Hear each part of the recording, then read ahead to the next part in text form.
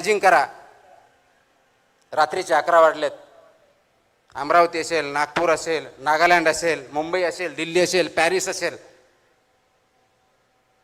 लाईटी बंद झाल्यात, सगळेजण झोपलेत. खेडेगाव असेल आणि त्या बेडवरती तरुण मुलं मुली पडलेले आहेत.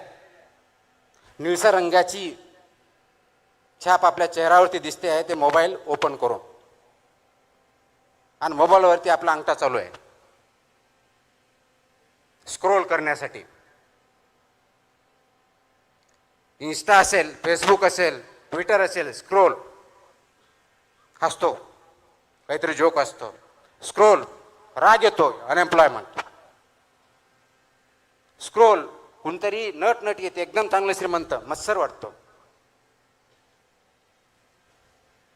आईवडिलांसारखं येतो, त्याच्याकडे गाडी दिसते, कुटुंबावर बंगला दिसतो. प्रश्न पडतो, मी कुठं आहे?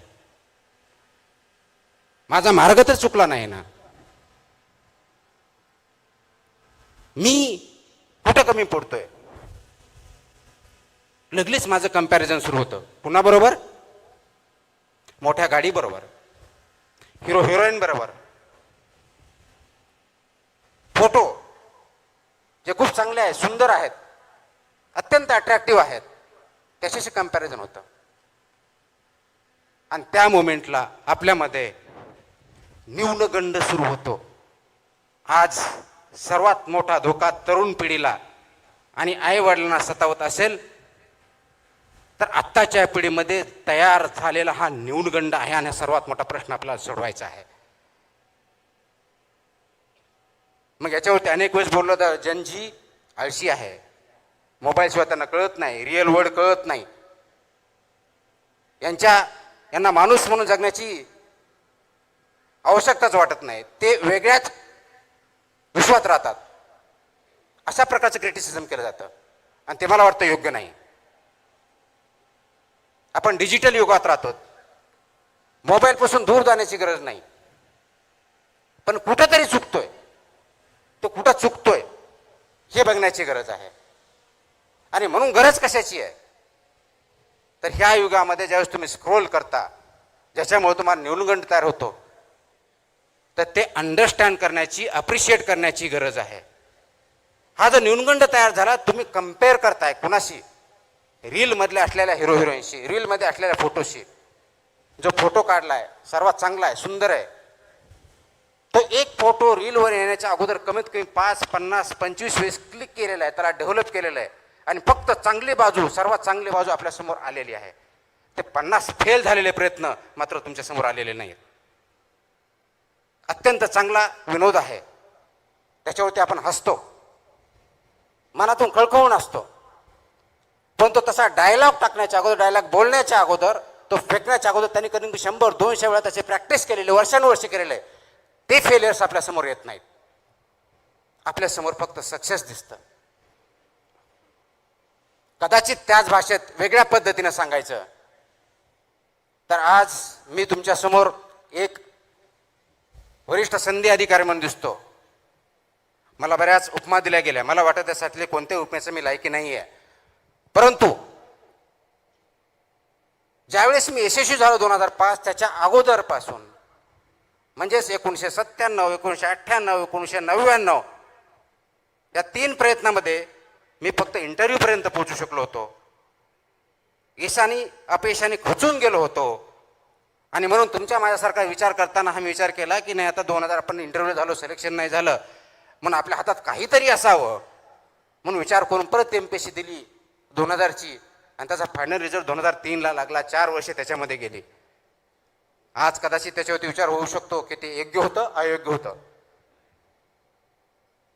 आणि मग 2003ला रिझल्ट लागल्यानंतर मधल्या काळामध्ये मी लेक्चरशिप पण केली, वेगवेगळ्या नोकऱ्या पण केल्या, आणि 2004चा अटेम्प्ट देऊन फायनल सिलेक्शन झालं. तर आज फक्त सक्सेस दिसतंय. याच्या पाठीमागचे फेलियर्स, अपयश, याचा अभ्यास आपण कधी करणार आहोत का? आणि ते अभ्यास जर केलं, कारण आज कदाचित माझा फोटो तुमच्यासमोर येत असेल, तुम्ही बघण्याचा प्रयत्न करत असेल, मीडिया छापत असेल, काही व्यक्ती बोलत असतील, कोणी चांगलं बोलत असेल, कोणी वाईट बोलत असेल, तर यश याच्या अगोदर अपयश यायलाच पाहिजे याची गॅरंटी नाही, आवश्यकता नाही आहे. पण अपयश आलं आणि तुम्ही जर माझ्याशी कम्पेअर करायला लागले, त्या हिरोईनशी कम्पेअर करायला लागले, बिलियनरशी कम्पेअर करायला लागले आणि तो न्यूनगंड आला आणि त्या न्यूनगंडावरून आपण चुकीचे निर्णय घेतले, तर ते मात्र शोकांतिका या समाजाची ठरेल, तरुण वर्गाची ठरेल. आणि ती शोकांतिका आपल्या सर्वांना होऊन द्यायची नाही, यासाठी हा संवाद करणार आपल्या समोर आलेलो आहे मी.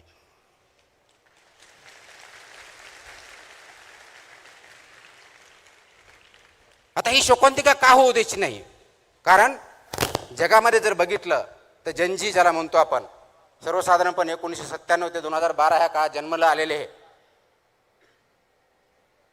हे सर्वजण अत्यंत तरुण आहेत. जगामधला सर्वात जास्त तरुण पिढी भारतामध्ये आहे. आणि जगातली सर्वात मोठी संपत्ती आता कोणती असेल ते तरुण. आणि तेही असे तरुण ज्यांच्याकडे जिद्द आहे, ज्यांच्याकडे ज्ञान आहे, अपार कष्ट करण्याची तयारी आहे. असे तरुण आपल्याकडे असताना तरी त्यांच्यामध्ये नैराश्य, न्यूनगंड ही धोक्याची घंटा आहे. आणि धोक्याच्या घंटेला सर्व स्तरावरून आपल्याला काम करावं लागणार आहे. ते सामाजिक स्तरावरती करावं लागणार आहे, कौटुंबिक स्तरावरती करावं लागणार आहे, राज्य स्तरावरती, देश पातळीवरती करावं लागणार आहे. तुम्हा आम्हाला सर्वांना मिळून करावं लागणार आहे. आणि ते कोणतं काम असणार आहे काढून टाकतो मी. आवाज येतोय? हे जर करायचं असेल तर आपल्याला याच्यामधला विचार समजून घ्यावा लागेल. ही जी नवीन पिढी आहे याला जुन्या रूढी परंपरा मान्य नाहीत. आपल्या काळात आई वडिलांनी सांगितलं उभं राहायचं, त्यांनी म्हणलं हे योग्य, ते मान्य करायचं, त्यांनी सांगितलं हे योग्य, मान्य करायचं. आजच्या तरुण पिढीला, विशेष करून जनजीला हे मान्य नाही. आणि त्याचं चुकीचं काहीच नाही, कारण आपण वास्तववादी असलं पाहिजे. डिजिटल युगामुळे जगातल्या चांगल्या वाईट सर्व गोष्टी आपल्यासमोर आहेत. त्याच्यातल्या चांगल्या गोष्टीला प्रवृत्त करणं, चांगल्या गोष्टी अडॉप्ट करणं आणि वाईट गोष्टीपासून दूर ठेवणं हे आपलं कर्तव्य असणार आहे. आणि या तरुण पिढीला हायरार्की मान्य नाही आहे, उतरंड मान्य नाही आहे, तो अमुक एक नेता म्हणून मला मान्य नाही. हे सर्वजण नेते आहे, यांच्यामध्ये लिडरशिपच्या सर्व क्वालिटी भरलेल्या आहे. गरज फक्त आहे त्यांना योग्य दिशा दाखवण्याची. ती दिशा दाखवण्यासाठी आपल्याला काम करावं लागणार आहे.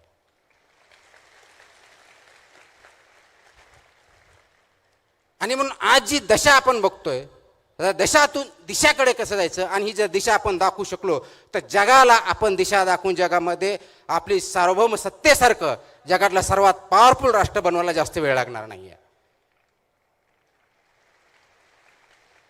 आणि ते करण्यासाठी दिशा कशी द्यायची? कुणी म्हणेल आम्हाला नोकऱ्या भेटत नाहीत. अग्रीड, नोकरीसाठी प्रयत्न केलेच पाहिजेत.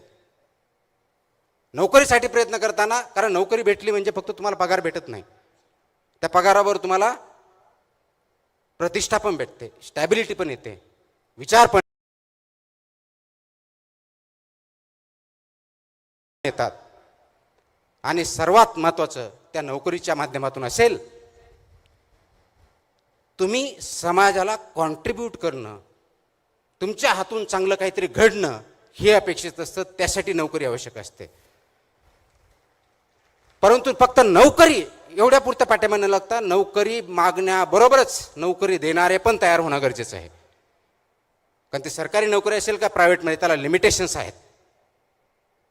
म्हणून उद्योजक पण बनवावे लागतील. पण सर्वजण उद्योजक बनू शकत नाहीत. काही जणांना शास्त्रज्ञ पण बनावं लागेल, काहींना शिक्षक बनावं लागेल, डॉक्टर बनावं लागेल, इंजिनियर्स बनावं लागेल. वेगवेगळ्या क्षेत्रामध्ये संधी आहेत. परंतु सर्वात महत्त्वाची जी गोष्ट आहे ती फक्त नोकरी देणं किंवा नोकरी तयार करणं एवढी नाही, तर समाजामध्ये विचार करण्याची प्रवृत्ती जोपासावी लागेल आणि वाढवावी लागेल. कारण आज फास्ट फॉरवर्ड स्क्रोलिंग, व्हॉट्सअप आलं की पुढे फॉरवर्ड करणं, या युगामध्ये आपण विचार करण्याचं थांबवलं आहे. तर विचार जो थांबवला आहे त्याला थांबवून विचार करण्याची प्रवृत्ती वाढीस घालावी लागेल. त्यासाठी आज आपल्याला विचार मंथन करावं लागेल. आणि ते आपण सर्वांमध्ये बिंबवणं गरजेचं आहे. आपण जीवनामध्ये काम करत असताना, लहानपणापासून मोठे होत असताना आईवडिलांबरोबर इंटरॅक्शन करतो, समाजामध्ये वावरतो, मित्रांबरोबर चर्चा करतो. दिवसभरातले 24 तास जे असतात ते कोणत्या ना कोणत्या कार्यामध्ये आपण मग्न असतो. ते काम असतं की नसतं भाग वेगळा, मग्न असतो. एक स्टडी आहे, त्या स्टडीमध्ये सांगितलं की इंडियामधला तरुण सर्वसाधारणपणे दिवसातले 7 ते 9 तास हा स्क्रीनवरती घालतो. 7 ते 9 तास. आता 7 ते 9 तास ज्यावेळेस स्क्रीनवरती घालतो, त्या स्क्रीनवरती एक स्क्रोल केल्यानंतर, एक अंगठाने एका बोटाने तुम्ही एक स्क्रोल केल्यानंतर किंवा फॉरवर्ड केल्यानंतर विचार करतो का की आज ज्या जोकवरती मी हसलोय त्याचा अल्गोरिदम ऑलरेडी तिथं टिपलं जात आहे. ज्या फोटोवरती मी नॉट लाईक म्हटलंय तो परत आपल्यासमोर येणार नाहीये. ज्याच्यावरती मी टीका केली आहे ते रील्स मला परत भेटणार नाही आहेत. ज्याला मी लाईक केलंय ते सर्व माझ्यासमोर येणार आहेत. आणि हे 2-3 दिवस झालं की आपल्या मोबाईलवर फक्त आणि फक्त आपल्याला जे आवडतं तेच रील्स यायला, बातम्या यायला, स्क्रोल्स यायला चालू होते. आणि मग आपण स्वमग्न होतो त्याच्यामध्ये. 2 तासाचे 4 तास, 4 तासाचे 9 तास, 9चे 12 तास काय होतात कळत नाही.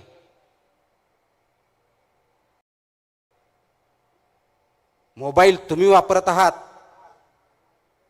का तुम्हाला मोबाईल वापरतोय, हा खरा प्रश्न आज आहे. स्क्रीन तुम्ही चालवत आहात का स्क्रीनच तुम्हाला चालवते, याच्यावरती विचार करण्याची, थांबण्याची गरज आज आपल्या सर्वांमध्ये आलेली आहे. मला वाटतं तो जर विचार आपण केला तर अनेक प्रश्न गुंतागुंतीचे जे आपल्याला वाटतात ते सरसकट सुटू शकतात.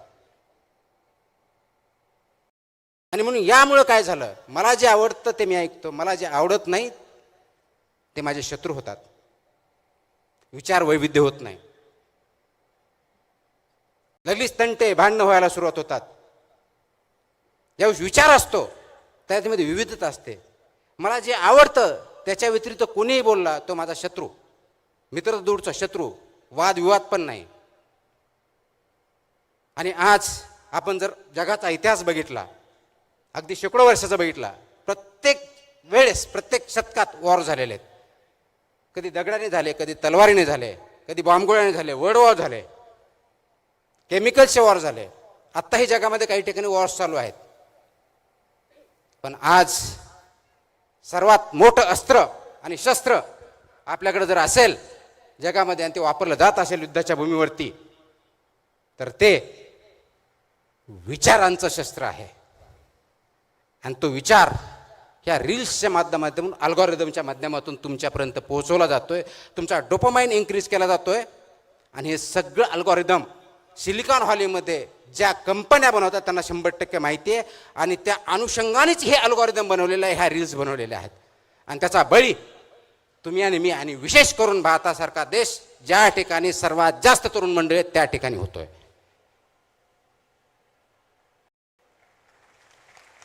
आपण गुलामगिरीच्या बद्दल बोलतो, मला स्वातंत्र्य आहे म्हणतो. स्वातंत्र्यामध्ये आपण आहोत, यस. ब्रिटिशांकडून स्वातंत्र्य भेटलं, गुलामगिरीतून स्वातंत्र्य भेटलं. पण तुमचे विचारच जर तुमचे नसतील तर तुम्ही मुक्त आहात का? का एका गुलामगिरीतून जाऊन, फिजिकल कष्टाच्या गुलामगिरीतून जाऊन विचारांच्या गुलामगिरीत तुम्ही आणि मी गुरफटले गेलोत का? याच्यावरती विचार करणं आणि कार्य करण्याची वेळ आलेली आहे. आणि ती आपण स्वतःहून ओढून घेतलेली आहे. त्यावरतीच आपल्याला सर्वांना काम करायचंय, जागं व्हायचंय, जागं करायचंय. आणि म्हणून अल्गोरिदम जे आपल्याला आवडतं तेवढंच न बघता, फक्त माहिती न घेता, फक्त नॉलेज न घेता, इथंच विवेक जागा करायचा आहे, इथंच विवेकवादी विचार करायचा आहे, इथं थोडं थांबायचं आहे. पॉज घ्यायचा आहे. मी अनेक वेळेस बोलतो, पॉज घ्या. जो प्रवाह चाललाय, रील्स असेल, आपण जीवन चालत असू, घरामध्ये वागत असू, आणि सो कॉल्ड आपण वादविवाद करूचो, वाद होतच नाहीत, खूप मोठ्या प्रमाणात भांडणच होतात. विचारांची देवाणघेवाण होत नाही, फक्त देवाण होते. आपण ऐकतच नाही, फक्त आवाज करतो. ऐकण्याची सवय नाही राहिलेली. का? मला तेच बघायचे, तेच ऐकायचे, तेच करायचे जे मला आवडतं. त्या गुलामगिरीत आपण जर फसलो आहोत, तर त्याच्यातून बाहेर येण्यासाठी एकमेव मार्ग ज्ञानाच्या पलीकडे जाऊन, तो मशीनमध्ये नाही आहे, तो अल्गोरिदम मध्ये नाही आहे, तो AI मध्ये नाही आहे, आणि तो म्हणजे फक्त आणि फक्त विवेक हा आहे. आणि ते विवेकाची कास घेणं, कास धरणं आणि त्याच्यावरती चालणं ही अत्यंत महत्त्वाची गोष्ट आहे. महाराष्ट्र राज्याला खूप मोठा इतिहास आहे. या महाराष्ट्र राज्यामध्ये ज्यावेळी इतिहासाच्या बाबतीत बोलतो, संत परंपरा लाभलेली आहे, संतांचे विचार लाभलेले आहेत, खूप मोठ्या प्रमाणात समाजसुधारक होऊन गेलेले आहे. जगाला त्यांनी मार्ग दाखवला.